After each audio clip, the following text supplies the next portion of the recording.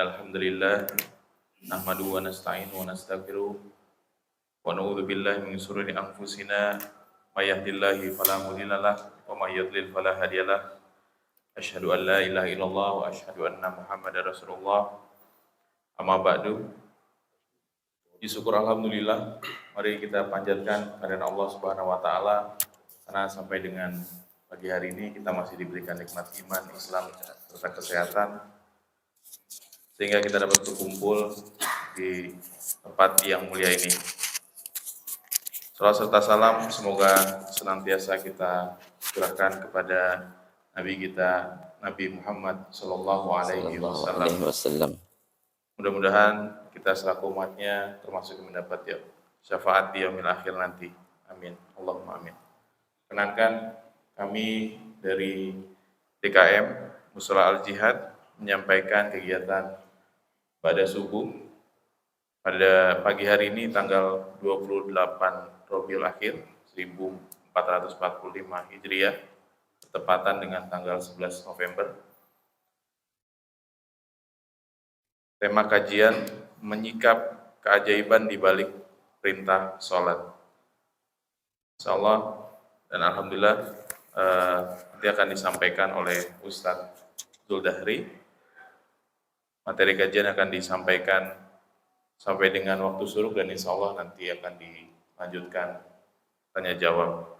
Sebelum saya tutup dari DKM, mengingatkan kembali kepada jamaah yang mungkin baru mengikuti kajian kali ini, dimohon untuk dapat mengisi daftar hadir dan menuliskan nomor handphone agar memudahkan untuk kajian berikutnya. Baik, demikian barakallahu fikum. Wassalamualaikum warahmatullahi wabarakatuh. Waalaikumsalam warahmatullahi wabarakatuh. Fadhil Ustaz. Jazakallahu khairan. Bismillahirrahmanirrahim. Assalamualaikum warahmatullahi wabarakatuh. Alhamdulillahilladzi ahyana ba'dama amatana wa ilaihin syur. Alhamdulillahilladzi arsala rasulahu bil huda wat dinil haq liyudhhirahu 'ala ad-din kullih wa kafa billahi shahida. Asyhadu an la ilaha illallah wahdahu la syarika lah wa asyhadu anna Muhammadan 'abduhu wa rasuluh la nabiyya ba'da. Qaulu subhanaka la ilma lana illa ma 'allamtana innaka antal alimul hakim. Faqala ta'ala a'udzu billahi as-sami'il 'alim minasy syaithanir rajim. Bismillahirrahmanirrahim. Ya ayyuhalladzina amanu taqullaha haqqa tuqatih wa la tamutunna illa wa antum muslimun. Faqala ta'ala fi ayatil ukhra a'udzu billahi as-sami'il 'alim minasy syaithanir rajim. Ya ayyuhalladzina amanu ista'inu bis-sabri was-salah. Innallaha ma'as sabirin. Jamaah salat subuh yang dimuliakan Allah Subhanahu wa taala. Pertama, kita awali dengan kalimat syukur, kalimat terbaik yaitu kalimat alhamdulillahi rabbil alamin. Seraya memuja dan memuji Allah, subhanallah walhamdulillah wa la ilaha illallah wallahu akbar. La haula wa la quwwata illa billah il-aliyyil azim. Subhanallah walhamdulillah wa la ilaha illallah wallahu akbar wa la haula wala quwwata إلا بالله العلي العظيم. Dua kali lagi ya. Dibayangkan, ibu-ibu sekarang gimana? Sudah nyaman? Bu, sudah nyaman sekarang? Semuanya bahagia pagi hari ini? Dijamin oleh Allah kebahagiaannya insya Allah.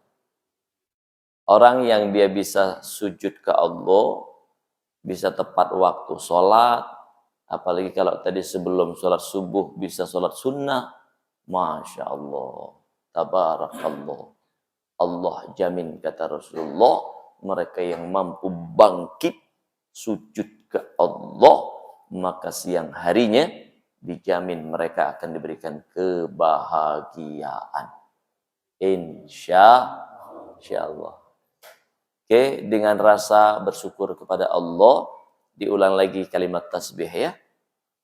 Khusyuk, dibayangkan hari ini, di mana di saat momentum terbaik kita kumpul di Musalla Al-Jihad ya. Hari ini umat Islam yang berada di Palestina sedang kembali diuji dengan bombardir. Kita ngaji nyaman banget nih. Di sana ngajinya sambil lari-lari. Kalau nggak kejar musuh, dikejar sama musuh. Larinya mereka sambil hafal Quran. Masya Allah. Bisa bayangin ya? Kan beredar tuh videonya. Mereka melihat musuh, ya, Israel, itu yang keluar Quran. Bismillahilladzi la yadurru ma'asmihi syai'. Wah, keren banget itu. Keren banget. Makanya insyaallah kita doakan ya beliau, mereka saudara-saudara kita yang hari ini wafat, Allah jamin meninggalnya sebagai syuhada insyaallah. Mati syahid insyaallah. Mereka yang masih ya kuat memperjuangkan kemerdekaan Palestina, kita doakan Allah kirimkan bala tentaranya. Allah kirimkan pertolongannya. Allah berikan keamanan dan kenyamanan buat mereka. Dan Allah berikan kemenangan bagi umat Islam yang berada di Palestina. Amin ya rabbal alamin. Kita doakan juga salah satu dari jamaah kita, ya Bu Hajjah Wiwin, yang alhamdulillah hari ini beliau informasinya sudah di rumah. Kita doakan semoga Allah kembalikan kesehatannya, diberikan kesembuhan yang tidak meninggalkan bekas. Dan kita yang sehat, semoga Allah rawat kesehatan kita untuk senantiasa meningkatkan kualitas ibadah kita, meningkatkan kualitas salat kita, meningkatkan kualitas zakat kita, meningkatkan kualitas sedekah kita, meningkatkan kualitas-kualitas kebaikan yang lainnya. Kita bacakan Ummul Kitab dulu ya. Spesial kita doakan. Karena doa itu adalah senjatanya umat Islam. Ad-du'a'u mukhul ibadah. Doa itu sumsum otaknya ibadah. Karenanya mohon keikhlasannya kita doakan spesial saudara kita yang berada di Palestina, spesial dengan salah satu dari jamaah kita yang hari ini sedang sakit, disegerakan kesembuhannya. Al-Fatihah. A'udzu billahi as-sami'il 'alim minasyaitonir rajim. Bismillahirrahmanirrahim. Alhamdulillahi rabbil alamin. Ar-Rahmanir Rahim. Maliki yaumiddin. Iyyaka na'budu wa iyyaka nasta'in. Ihdinas siratal mustaqim. Siratal ladzina an'amta 'alaihim ghairil maghdubi 'alaihim waladdallin. Baik, kita lanjutkan ya. Tasbih sebentar. Subhanallah walhamdulillah wala ilaha illallah wallahu akbar wala haula wala quwwata illa billah العلي العظيم Subhanallah walhamdulillah wala ilaha illallah wallahu akbar wala haula wala quwwata illa billahil aliyil azim. Gimana? Rasanya udah adem ya? Adem ya? Lihat, orang yang cerdas itu adalah orang yang di saat dia berdiri, yang diingat siapa? Allah. Di saat dia duduk, yang diingat Allah. Di saat dia berbaring pun, yang diingat Allah. Mana dalilnya? Surat Ali Imran ayat 191. Alladzina yadhkurunallaha qiyaman wa qu'udan wa 'ala junubihim wa yatafakkaruna fi khalqis samawati wal ardh. Rabbana ma khalaqta hadza batila subhanaka faqina adzabannar.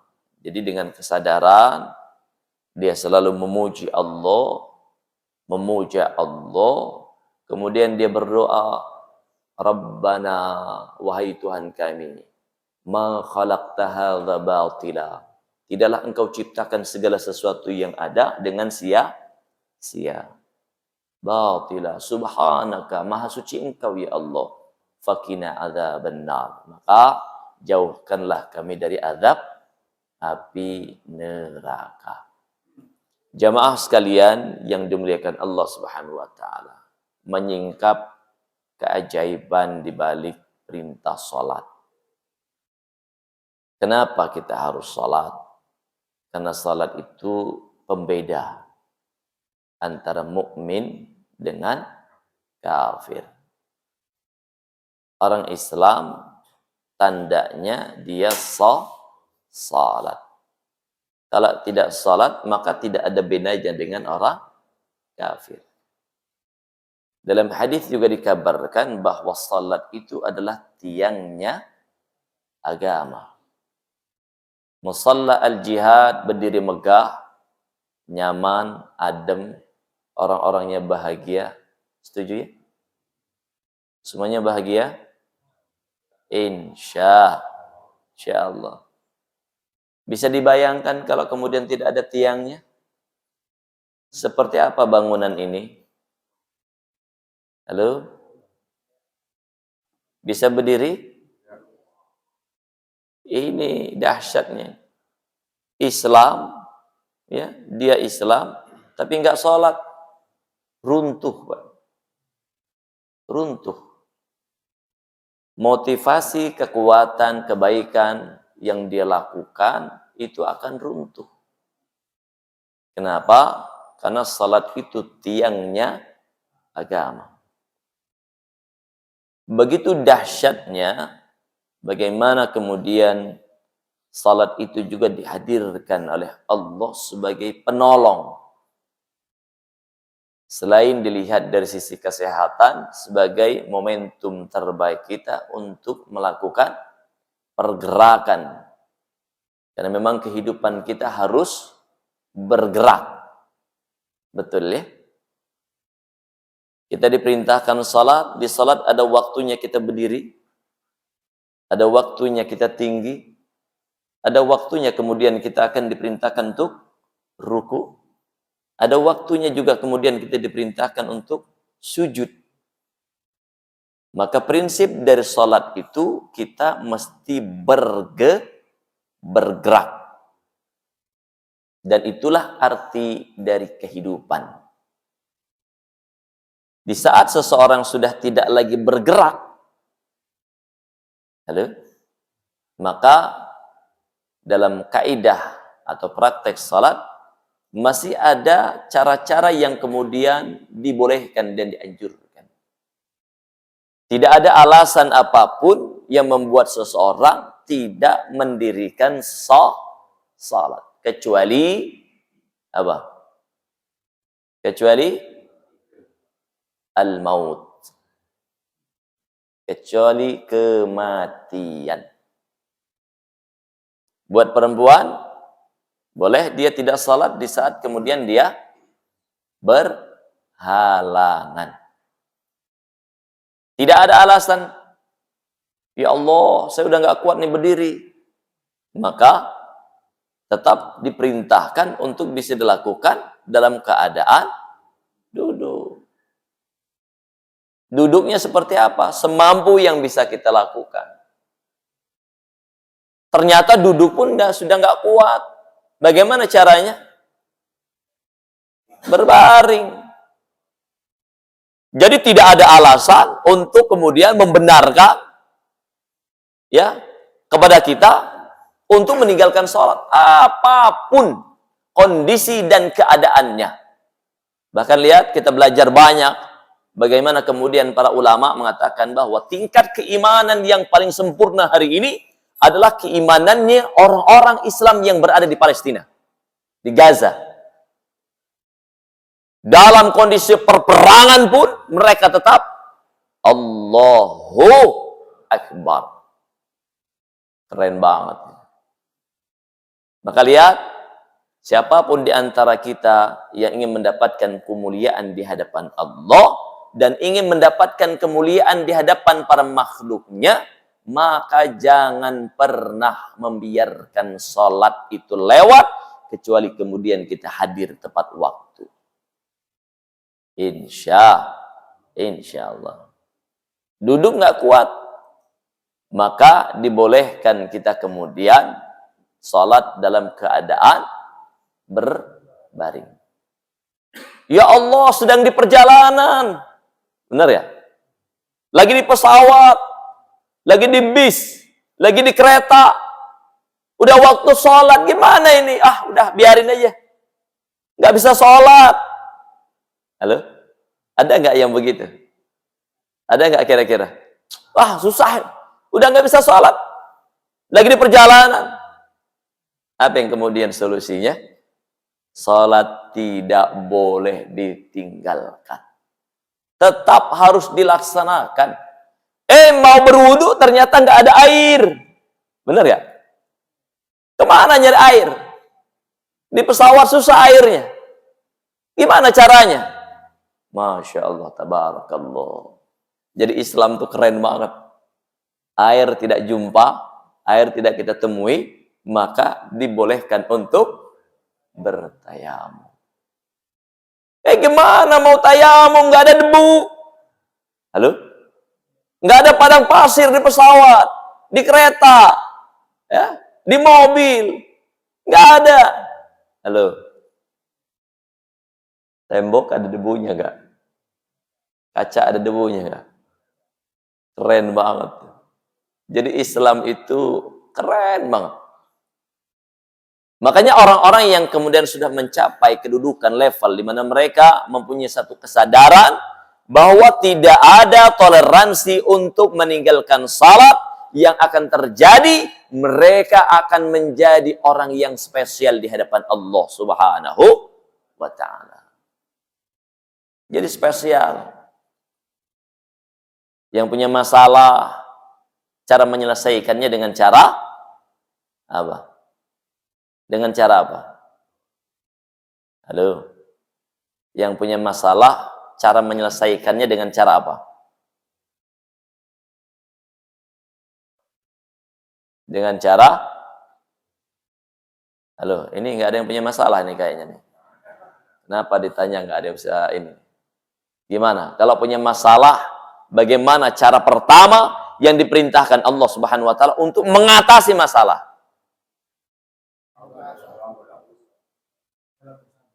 Keren banget Pak Haji langsung jawab, salat dan sabar.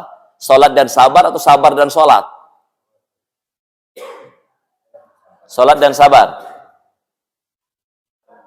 Sabar dan salat. Ini gurunya sama ini. Belajarnya sama, gurunya sama, tempat belajarnya sama. Belum aja bubar kita ngaji. Sudah berbeda. Ada yang bilang sabar dan sholat, ada yang bilang sholat dan sabar. Di depan, ibu, sabar dan sholat. Ibu karena sabar dulu, sekarang jadi apa? Hah? Dulu kan digigit nyamuk kalau lagi ngaji gini, benar? Hah? Gerah kan? Sekarang udah adem. Masya Allah. Ini nih amalan orang-orang yang mendirikan salat. Dia tahu nih peluang-peluang dia bisa mendapatkan pahala terbaik. Dia tidak kemudian takut untuk mengeluarkan hartanya. Dia keluarkan hari ini terus. Selama nih lihat nih, Masya Allah. Ada AC, ada lampu, ada fasilitas. Selama fasilitas ini dimanfaatkan oleh orang-orang yang taat kepada Allah, maka selama itu orang-orang yang sudah memberikan kontribusi mendapatkan pahala terbaik dari apa yang sudah dikeluarkannya. Keren banget. Sampai kapan? Sampai dia meninggal, transfer pahala. Tidak mesti janjian dulu dia. Enggak mesti janjian. Kenapa? Investasi akhirat. Dan ini dilakukan oleh orang-orang yang sholat. Mereka faham, tahu. Kalau kemudian dia melakukan investasi akhirat sepanjang hayatnya, bahkan sudah meninggal pun, pahala itu terus akan mengalir. Bayangkan. Masya Allah, tabarakallah. Kita doakan ya. Ada berapa donatur kemarin yang sudah mensukseskan tuh program tambahan di belakang? Banyak ya. Tidak bisa kita sebutkan. Tapi doa spesial buat mereka yang telah mensukseskan program tambahan fasilitas di belakang, sehingga ibu-ibu merasa nyaman, betul ya? Lebih bahagia ibu ya? Halo? Walaupun ada orang bilang, Ustadz, mohon maaf, kalau masalah fasilitas itu nomor sekian, itu tergantung keimanan. Wow, ada yang begitu. Kalau keimanannya bagus, jangankan di ruangan yang ber-AC, bisa sholat di lapangan, dia udah khusyuk dia. Halo? Ini beda pandangannya. Kalau kemudian ini fasilitas yang bisa kita tingkatkan, bagaimana bisa memberikan kenyamanan buat tamu-tamunya Allah. Tuh lihat tuh. Tamu Allah datang, kita sambut dengan fasilitas terbaik. Dia berdoa ke Allah. Masya Allah, tabarakallah. Tingkat dahsyat doanya itu menjadi doa yang mustajabah. Kembali, bagaimana caranya? Apakah sholat dulu atau sabar urutannya? Maka rujukannya Quran surat Al-Baqarah ayat yang ke 153. 153. Ya, biar tidak lupa, boleh dilihat kalau yang punya Quran, kalau enggak ikutin saya bacanya ya. Kalau bisa dihafal. Ustadz, susah ngafal. Enggak usah dihafal, diingat aja. Ustadz, susah nginget ya. Halo? Ngingetnya susah, Ustaz. Udah, gak usah diingat. Amalin aja. Halo? Mana? Menghafal, mengingat, ngamalin, mana lebih susah? Ustaz, susah semua. Ya Allah, ya duduk aja udah, ikhlas dah. Ikhlas, duduk di rumahnya Allah, dosa kita insya Allah diampuni oleh Allah. Karena orang yang duduk di rumahnya Allah dapat jaminan gak? Allah gugurkan dosa dan kesalahannya insyaallah. Ya, baik. Yang pertama, ya, keajaiban yang Allah kemudian hadirkan di balik perintah salat itu bahwa salat menjadi penolong. Salat itu menjadi perisai buat mereka yang punya masalah. Ya, maka yang punya masalah, apapun masalahnya, yang pertama yang mesti kita lakukan adalah adukan masalah kita kepada Allah. Masalah apa aja? Masalah apa aja? Semua masalah. Ustadz, kalau masalah uang gimana Ustadz? Termasuk. Halo? Ada yang punya masalah uang? Banyak. Nanti saya contohkan. Lihat ya. Keajaiban dari salat. Mohon maaf, Masya Allah, tabarakallah. Di saat kemudian saya memberikan materi, tidak hanya sebatas teori yang saya kaji. Tapi kemudian bagaimana Allah berikan kecerdasan untuk bisa merekam, melihat langsung bagaimana prakteknya ketika sholat itu betul-betul diamalkan sebagai solusi kehidupan kita. Saya akan hadirkan nanti ya. Tapi sebelumnya kita akan baca dulu dalilnya ini. Baik, nampaknya di luar sedang bagi-bagi ghanimah nih. Nah, izin ya, boleh ditahan dulu mungkin ya, biar bisa kita fokus. Waktu kita singkat nih. Waktu kita pendek banget ya. Sampai jam berapa? Wow, sampai jam 7. Masya Allah, keren banget Pak Haji. Ikutin saya ya. Pertama, lihat. Ini keren banget loh, keren.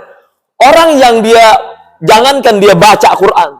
Ya, jangankan baca Quran. Baru niat mau belajar aja. Baru niat. Masya Allah. Ya, baru niat. Ini ada yang niatin nggak? Tadi sore atau tadi malam? Ya Allah, mudah-mudahan lancar malam hari ini. Saya bisa bangun lebih awal, ya Allah. Nanti saya mau ikut kajian subuh. Sama ustadznya siapa? Ustadz siapa? Ini sekarang isi kajian ustadz siapa ini? Belum terkenal ya. Coba dilihat di YouTube. Banyak itu. Ya, Ustadz Zuldahri. Nggak pakai ganteng, nggak pakai. Nggak usah. Karena laki-laki pasti ganteng. Lihat. Saya bacakan ayatnya ya.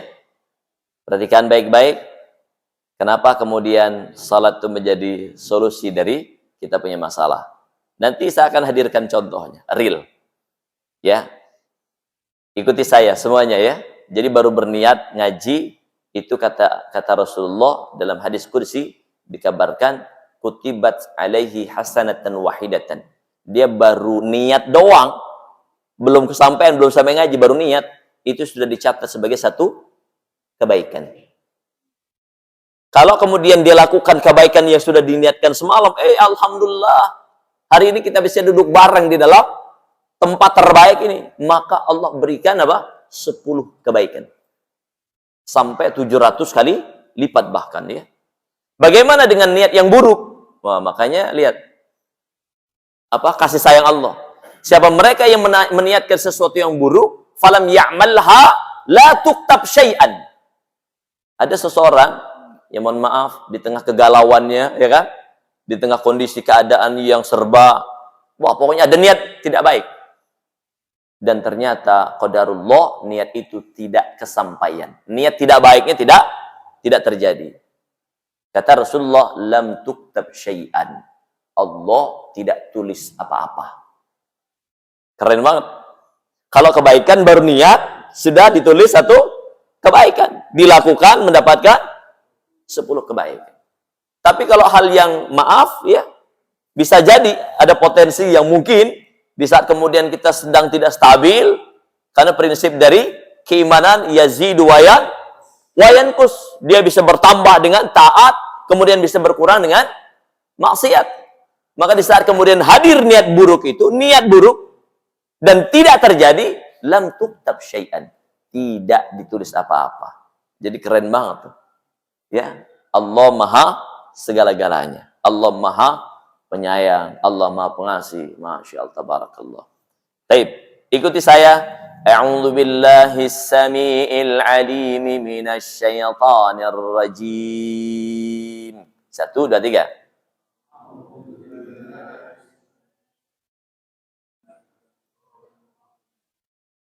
Bismillahirrahmanirrahim.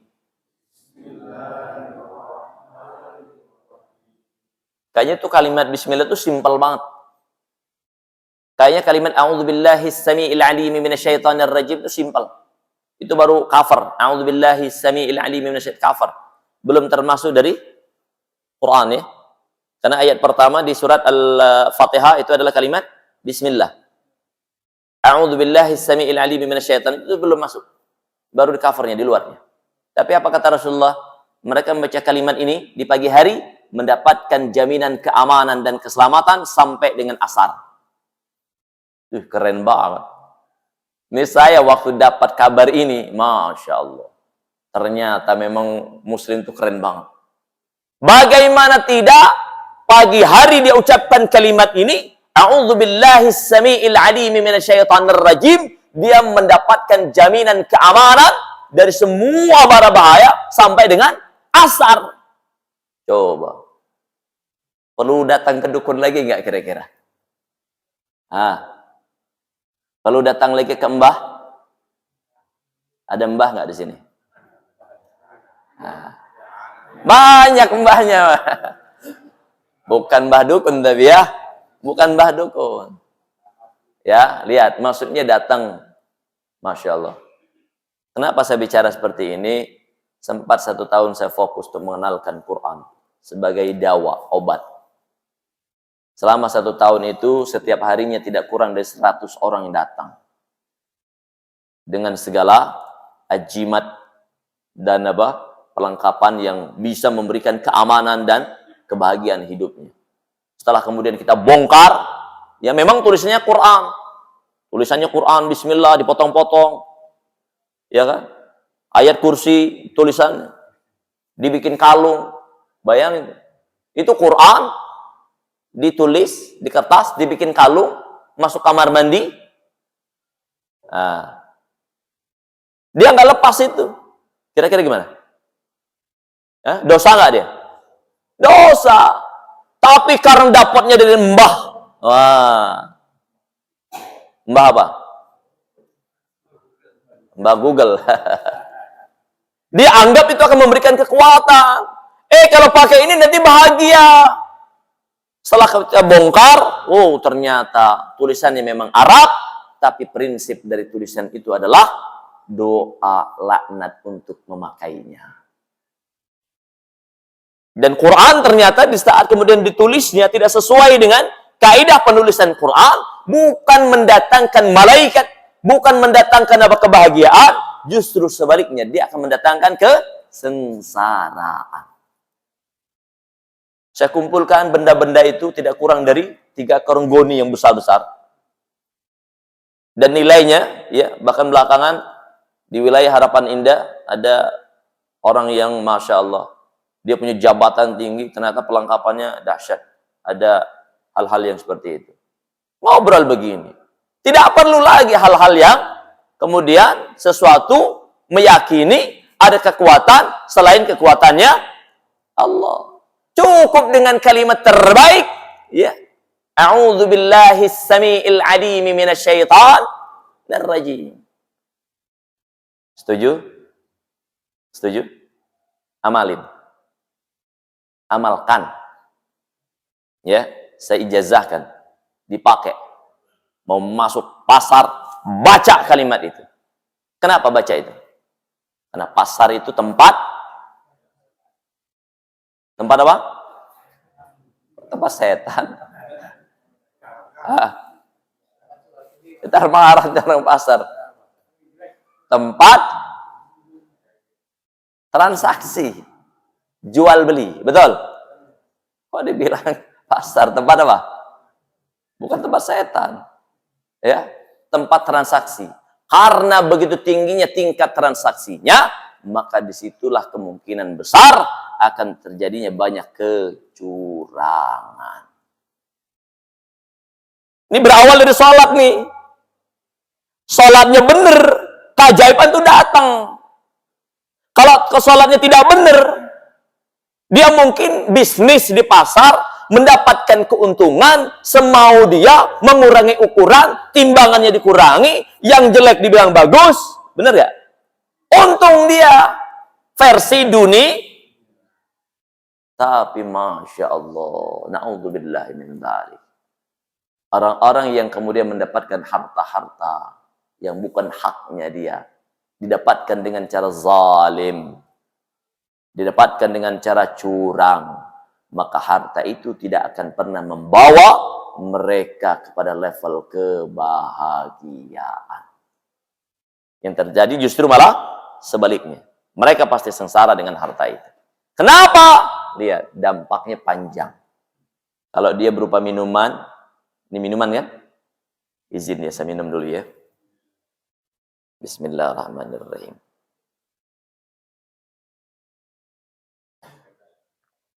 Masya Allah, saya doakan yang nyiapin minuman nih, Semoga Allah mudahkan rezekinya ya.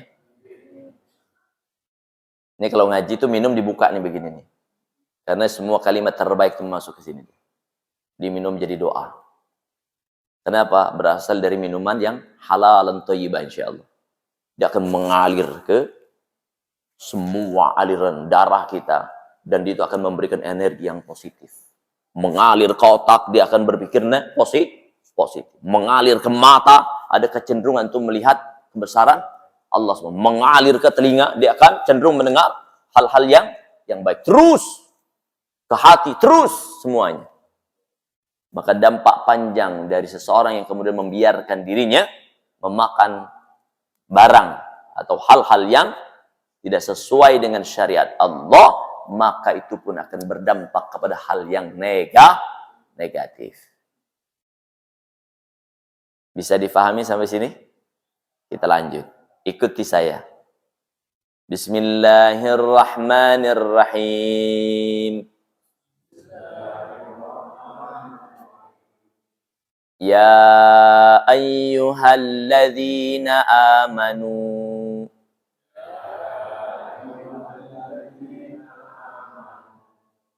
Ya ayyuhalladzina amanu ista'inu.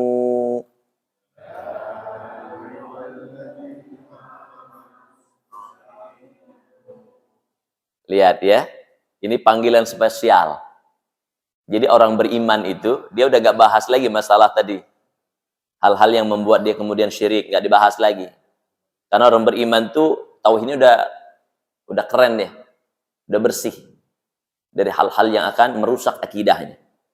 Maka dipanggil sama Allah, Ya ayyuhalladzina amanu ista'inu.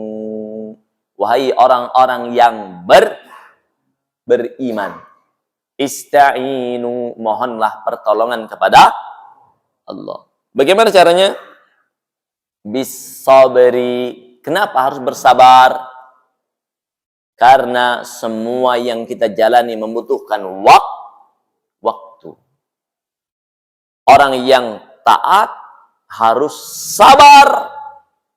Karena perjalanan dari ketaatan itu panjang. Sampai kapan? Sampai al-maut menjemputnya. Maka untuk istiqamah, berdiri dari ketaatan itu, tidak semua orang mampu untuk kemudian bersabar. Makanya Allah apresiasi dengan kalimat apa? Orang yang bersabar, mereka akan mendapatkan kesempatan sebagai hamba yang disayang oleh Allah Subhanahu wa Ta'ala. Lihat, orang yang bertakwa, orang yang baik membutuhkan waktu. Maka di Quran surah Al-Asr, Allah bersumpah atas nama waktu. Wal asr, innal insana lafi. Sesungguhnya manusia itu, semua manusia dalam keadaan merugi. Illalladzina amanu. Nih, yang dipanggil orang amanu. Kecuali orang-orang yang beriman, wa amilus salihat, dan orang yang mengamalkan amal soleh. Jadi amanu dengan amal soleh itu selalu satu paket dia. Kalau amanu wa amilus salihat, selalu biasanya.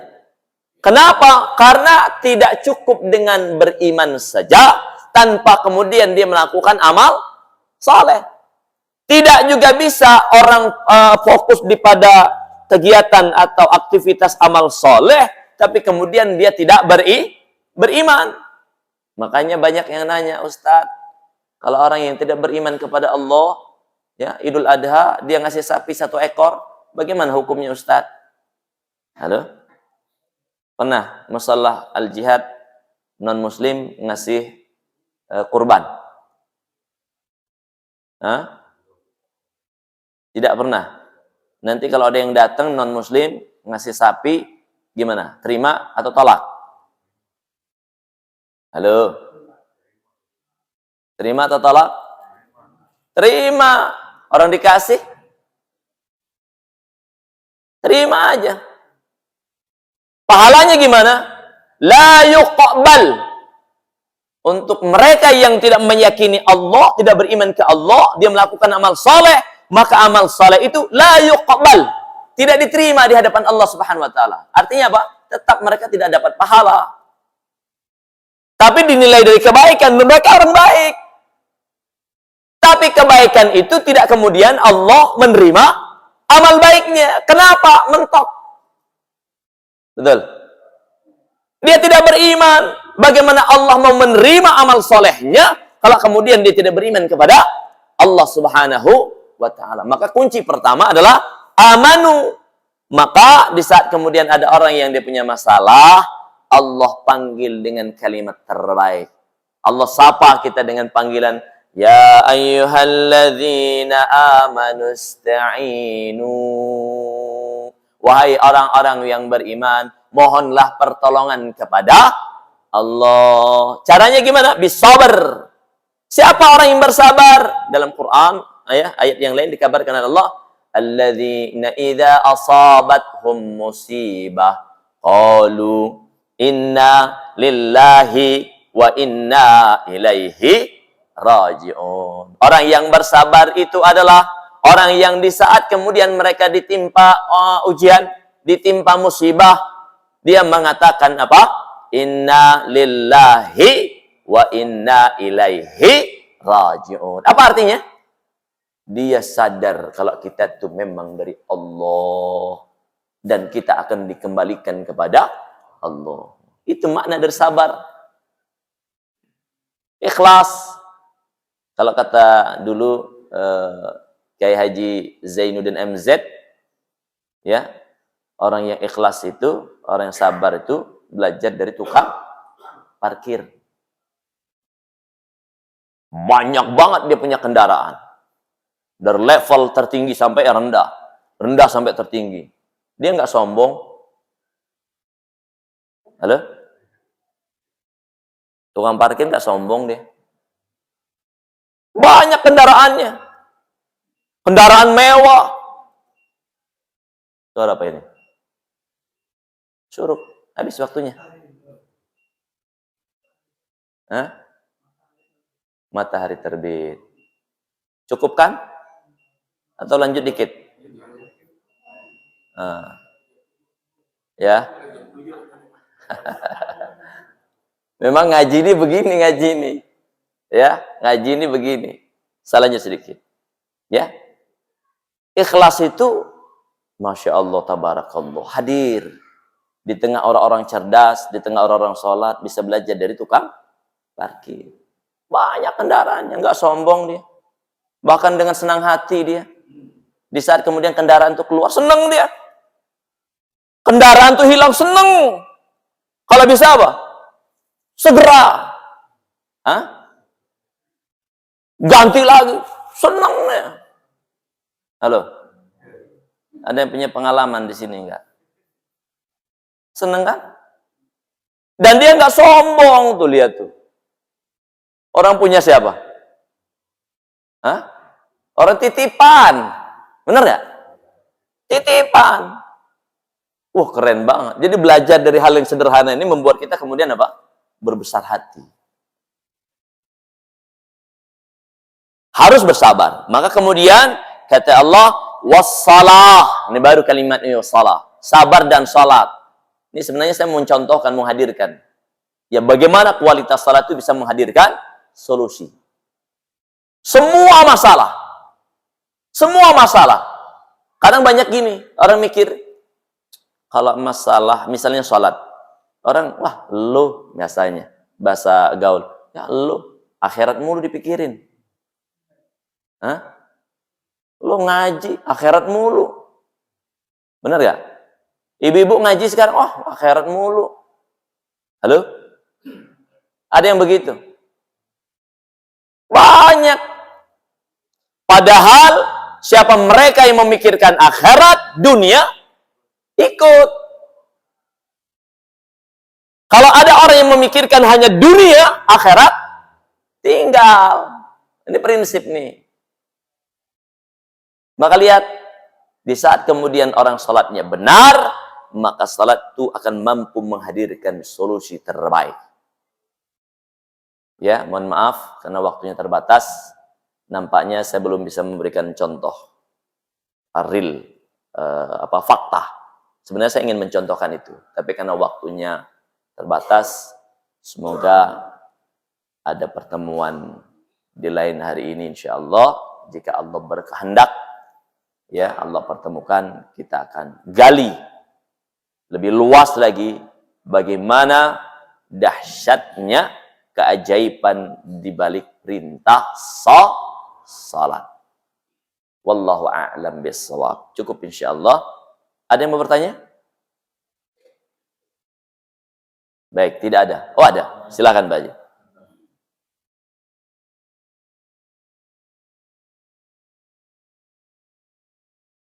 Assalamualaikum warahmatullahi wabarakatuh. Waalaikumsalam warahmatullahi wabarakatuh. Maaf Pak Ustaz, saya ingin bertanya masalah sholat sunnah. Kenapa setelah ba'da sholat subuh dan sholat asar ditiadakannya sholat sunnah? Penjelasannya. Tayyib.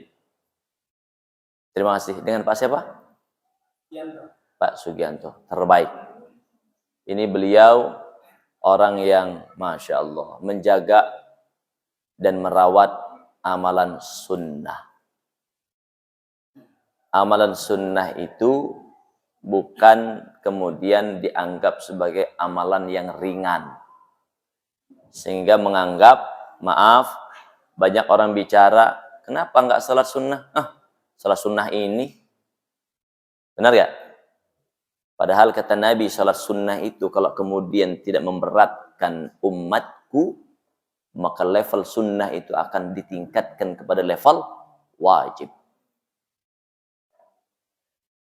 Karena salat sunnah itu menyempurnakan salat wajib.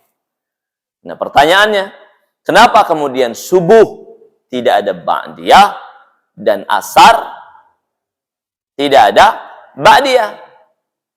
Ya, kalau secara nas yang ditangkap bahwa memang itu ada perintah syariatnya. Ada larangannya. Tidak boleh dan tidak ada salat sunnah setelah ba'diyah subuh dan tidak ada salat sunnah setelah ba'da asar. Jadi ada larangannya. Karena sunnah itu boleh dikerjakan di saat Rasulullah mencontohkan. Betul ya? Atau Rasulullah membenarkan. Itu sunnah.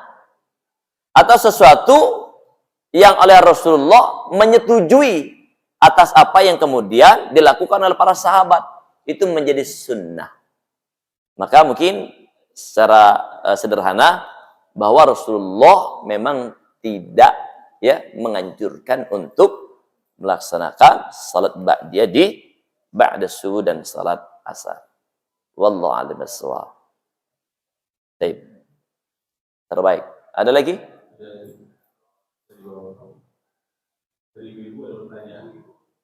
Ibu-ibu ada yang punya masalah? Banyak ya. Nah, berarti caranya gimana?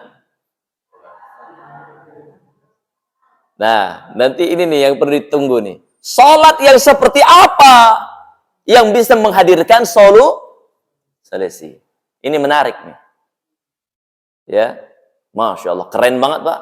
Makanya saya bilang, orang yang kalau dia punya masalah dan dia masih sanggup untuk kemudian di tengah masalahnya mengangkat tangan, Allahu Akbar, beres masalahnya. Demi Allah, beres masalahnya. Tapi kualitas salat yang seperti apa? Tentu setelah pariwara berikut ini. Ya, keterbatasan waktu, mohon izin juga. Jam 7:30 saya harus meluncur. Mohon doanya. Saya sedang melanjutkan studi juga untuk program S2 saya. Mohon doanya untuk kelancarannya. Ya, semoga Allah lancarkan. Dan hari ini saya harus mengikuti ujian. Wah, ujian semester ya. Mohon doanya. Baik, jamaah sekalian, mungkin cukup. Ibu-ibu nggak ada pertanyaannya? Oke, terima kasih. Baik, jazakumullah khairan. Mudah-mudahan Allah berikan kebahagiaan kepada kita semua yang hadir, yang belum sempat hadir. Dan semoga Allah rawat kita, kesehatan kita, ibadah kita, salat kita. Dan terus berdoa ke Allah. Mudah-mudahan tahun ini Allah berikan kesempatan kepada kita dan keluarga untuk bisa umrah dan haji. Semoga Allah berikan kesempatan kepada kita tahun ini untuk bisa ke Masjidil Haram, ke Masjid Nabawi, ke Masjid Al-Aqsa. Ke Masjid Al-Aqsa. Ini kenapa nggak ada aminnya? Hah? Di Masjid Mekah, kalau kita sholat 1 rakaat, pahalanya berapa? Ini keren banget. Makanya kalau ada uang, harta, ada kesempatan, 1 rakaat di Masjidil Haram, 1 rakaat itu pahalanya 100.000. Ya Allah. Makanya kalau ada orang yang punya kesempatan, punya harta, dan dia tidak mau berangkat, Masya Allah, rugi dia. Ada yang pernah melakukan salat 100.000 rakaat. Masjid Al-Jihad, Musalla Al-Jihad, ada? Ada? Masya Allah. Langsung 1 malam 100.000 rakaat. Ada? Nggak ada. Kalau kemudian kita bisa sholat di Masjid Nabawi, maka pahalanya 1.000 rakaat di tempat lain. Di Masjid Al-Aqsa sama 1.000 rakaat. Melaksanakan sholat di tempat lain. Maka lihat peluang ini, jika Allah berikan umur dan usia, jangan ditunda. Lakukan yang terbaik untuk Allah. Semoga ya kajian singkat ini memberikan motivasi buat saya dan kita semua untuk senantiasa taat kepada Allah Subhanahu wa ta'ala. Lebih dan kurangnya mohon maaf. Aqulu qawli hadza astaghfirullahal azim. Kita tutup dengan baca hamdalah. Alhamdulillahi rabbil alamin. Subhanakallahumma wa bihamdika asyhadu an la ilaha illa anta astaghfiruka wa atubu ilaih. Terima kasih. Assalamualaikum warahmatullahi wabarakatuh.